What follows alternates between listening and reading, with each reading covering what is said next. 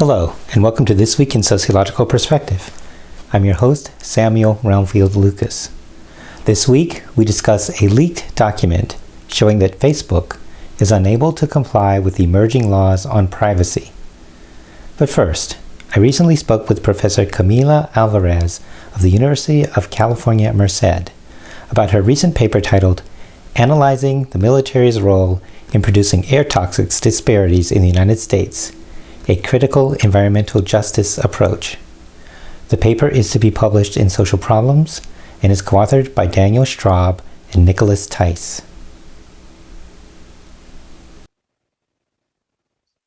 Professor Alvarez, thank you for joining us. Thank you for having me, Dr. Lucas. So your paper, it's very interesting. It assesses whether the military plays a role in disparities to exposure to air toxins in the United States. In fact, the title is, not the subtitle, but the title is Analyzing the Military's Role in Producing Air Toxics Disparities in the United States.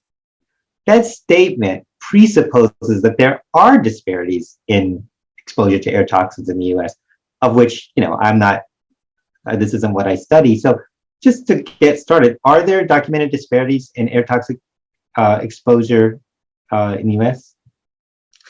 Yes, so there is definitely air toxin and air pollution disparities across the United States, and environmental sociologists as well as environmental justice activists have been demonstrating this disparity and how it disproportionately affects communities of color.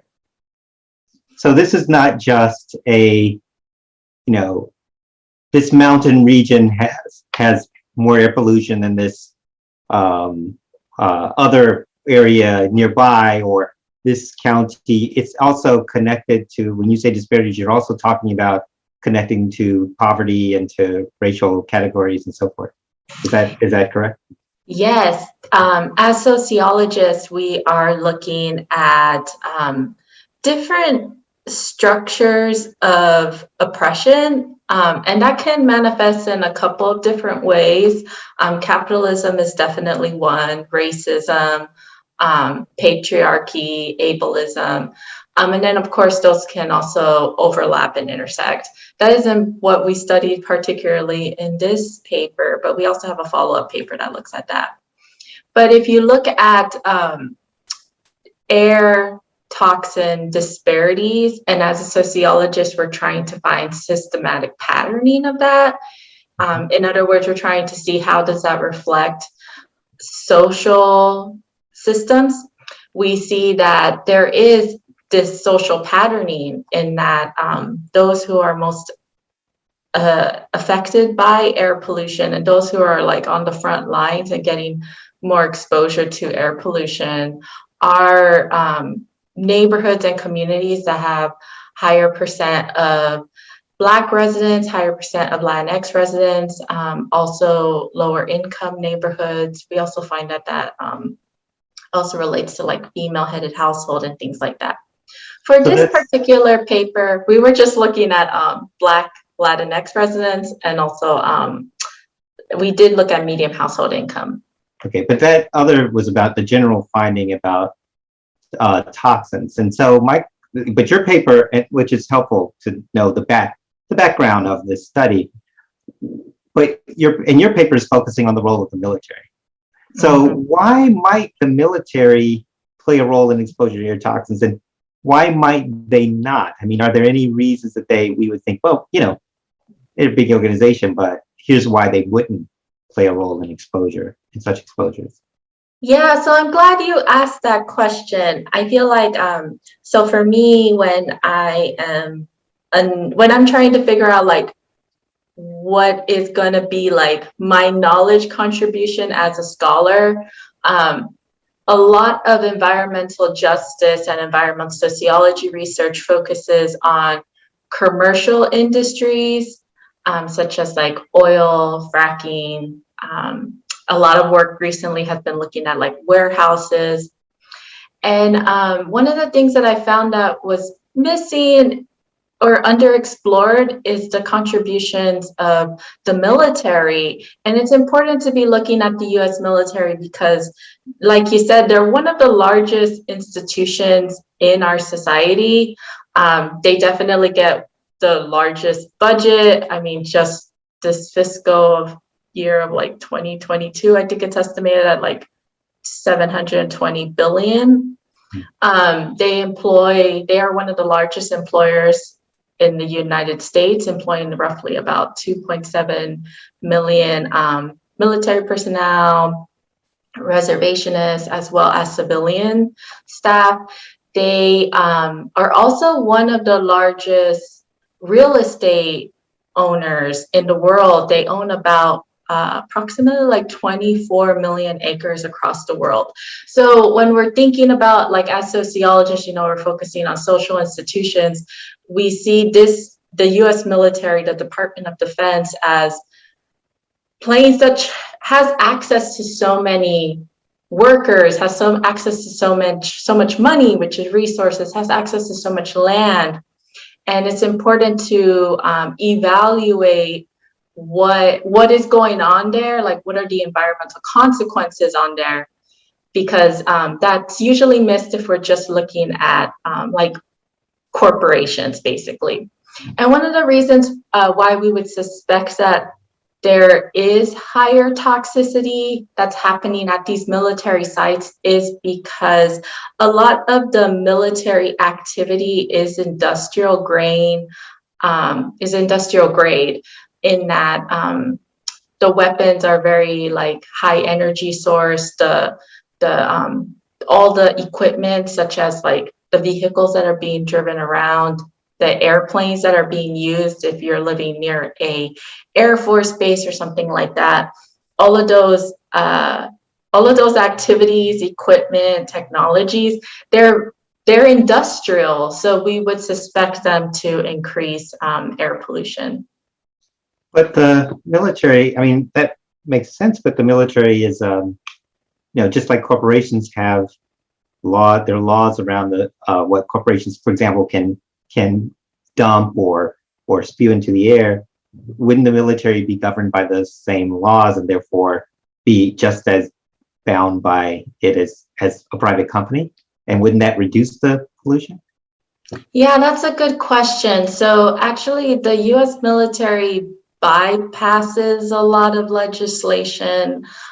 This has come up in recent, I believe, in recent like global climate agreements, because militaries aren't counted as part of like the greenhouse gases emissions and things like that. So because of the military's role in our society as being part of national security, it's able to bypass certain legislation that is for social protection of welfare and also for environmental protection as well.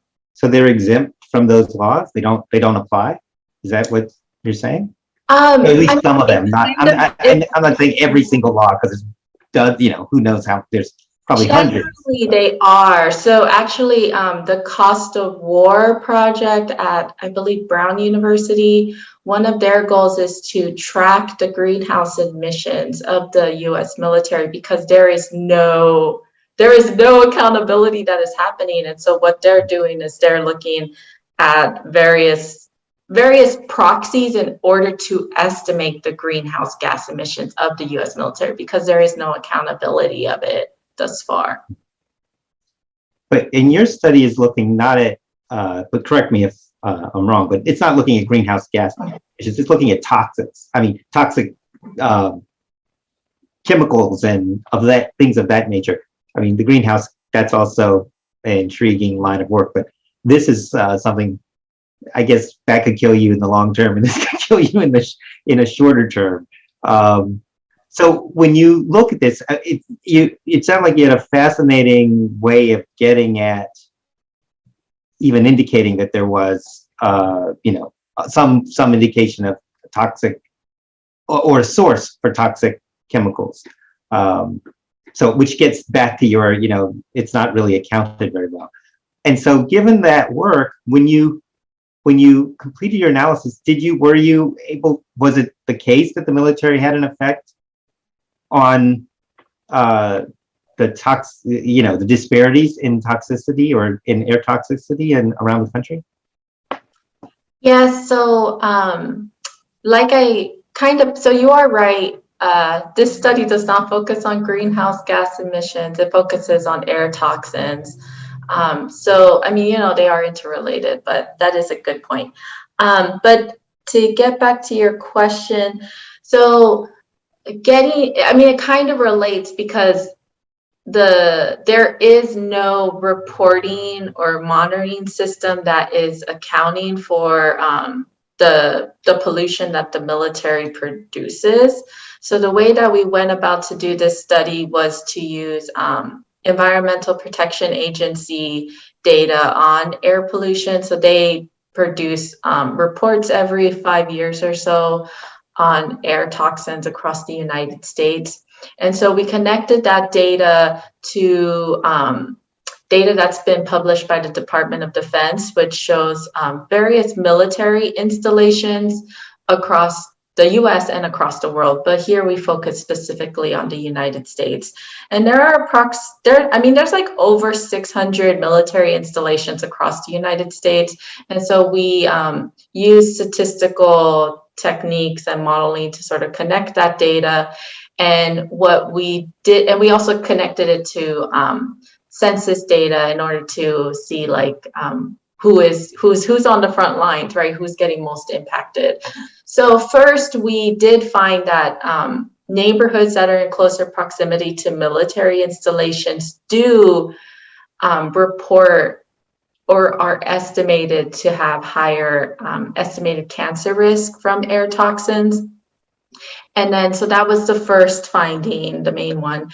And then the second finding was that, given that we know that there is, that communities of color and poor neighborhoods are more likely to be more exposed to air pollution, we also wanted to test an environmental injustice hypothesis. So we did also find that communities of color and poor neighborhoods experience additional burden as well if they're closer to military installations. So I would say this is affecting everyone, but communities of color and poor neighborhoods are facing additional risk on top of that.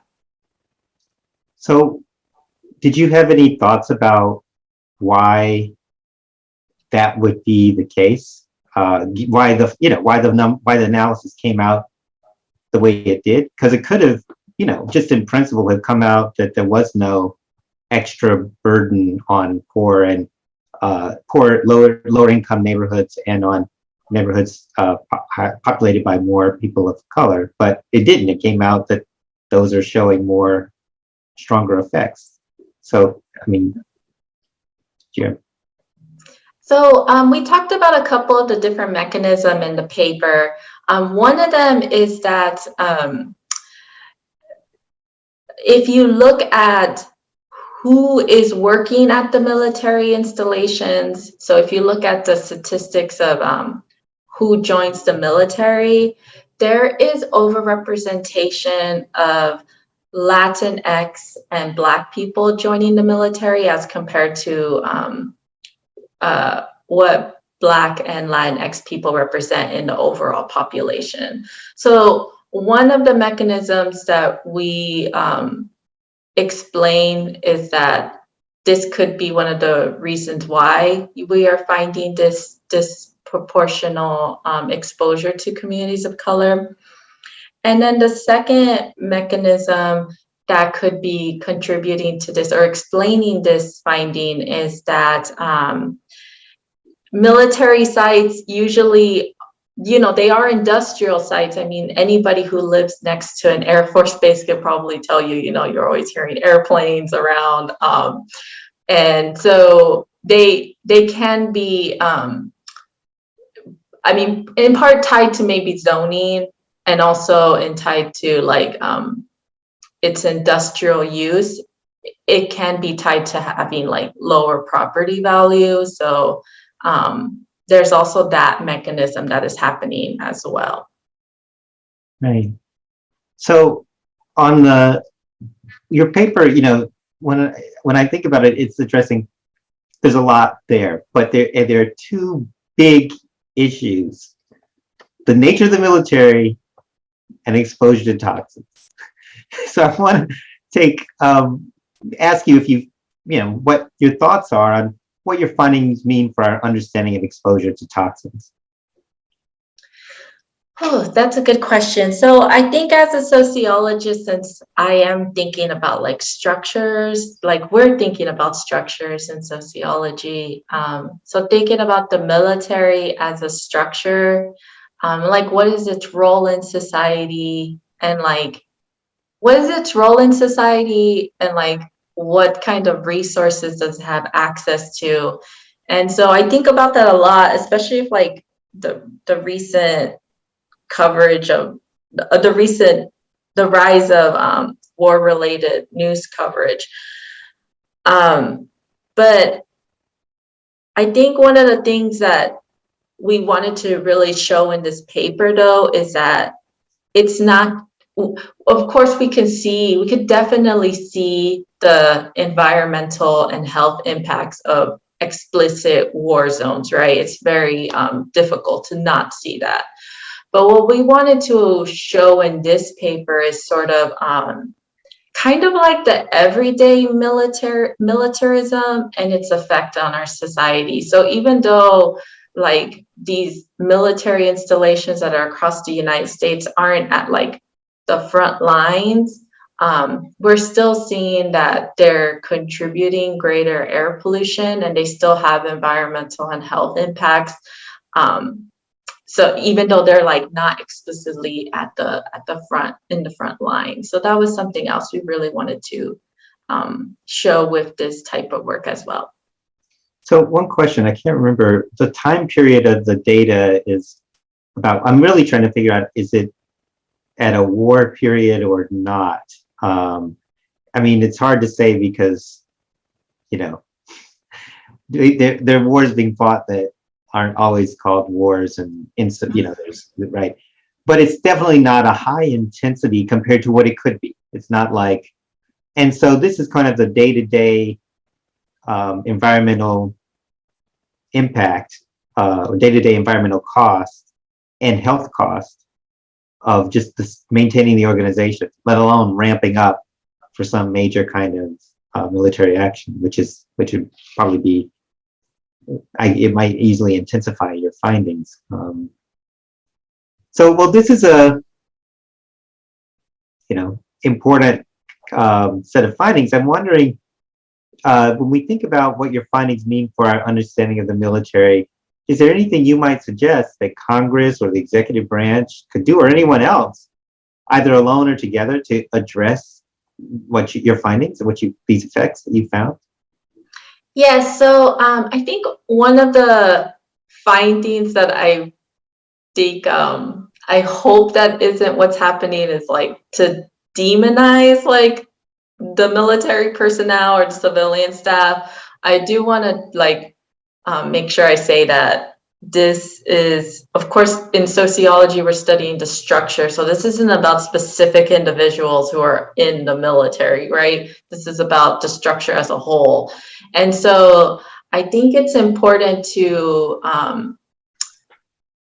I think it is important to address this, especially for military personnel and civilian staff who work at these facilities, because I mean, they don't have a choice, right, to like move to a different neighborhood or something like that. I mean, this is where they work, and this is where a lot of them also live, right, and they have families and things like that. So I think it's important to address this, especially for the people who are on the military base and working at the military base.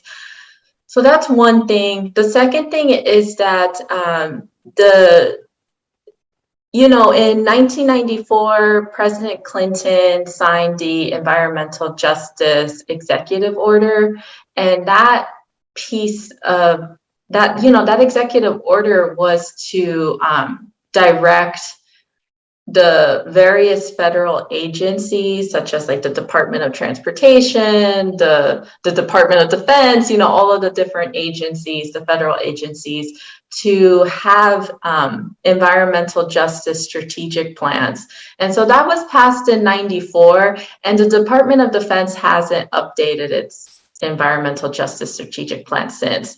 And all the other agencies have, except the Department of Defense, and I believe the Small Business Department. I can't remember exactly. So there's just two agencies who have not updated their strategic plan for environmental justice. And so I do think it's important to,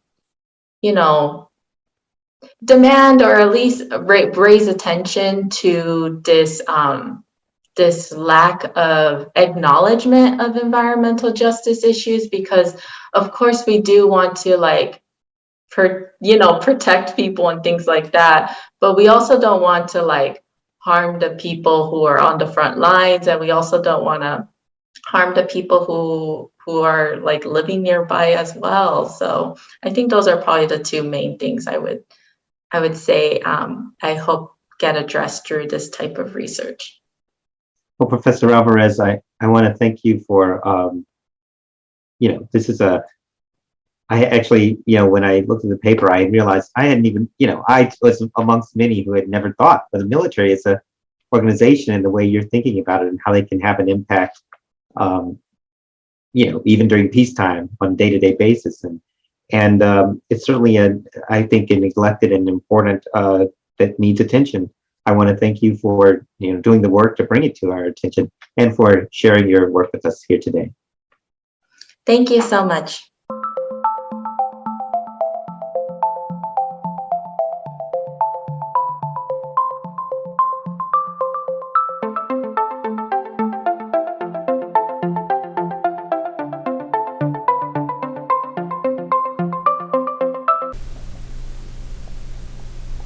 Our final segment concerns a leaked document showing that Facebook is unable to comply with the emerging laws on privacy. The title of the April 26th Theis news article told the story. Facebook doesn't know what it does with your data or where it goes. Leaked document. The company Facebook is now officially the company Meta. But as the article indicates, it may be a different name, but it's the same behavior.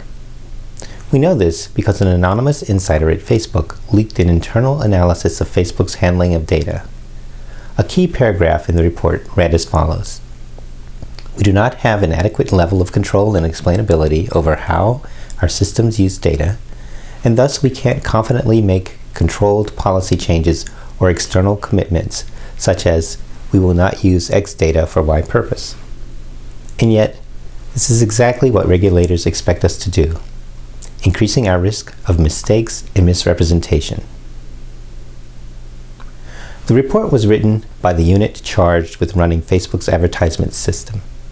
And basically, the unit admits they do not know how various systems use the vast trove of information Facebook has on its users and others.